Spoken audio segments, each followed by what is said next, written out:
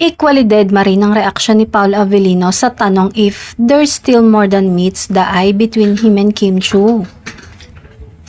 Bale ba, isang katanungan din itong hindi sinasagot ni Kim. Tulad ng nararamdaman ng Kim Pao fans, naniniwala rin sila na matagal nang magjowa sina Kim Chiu at Paolo Avellino kahit pa sabihin nilang wala pa silang relasyon. Base kasi sa titigan at body language ng kapamilya love team, feel ng netizens na they are already playing beautiful music together.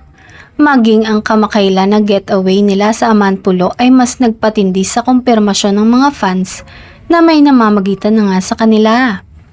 Ilang beses binanggit ni na Paolo at Kim na nagle-level up ang kanilang special friendship at inamin nilang mas naging close pa sila ngayon after magsama sa 3 sunod-sunod na acting projects. Hudyat na nga kaya ito ng paghahanda ng dalawa na umamin na sa tunay nilang relasyon?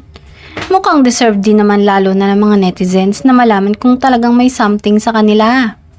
Hindi na raw sila makapaghintay na ilantad na nga ng kanilang mga idolo kung anumang meron sila, lalo na at lately ay napapansin nila sa mga social media upload na mas napapadalas na magkasama sila.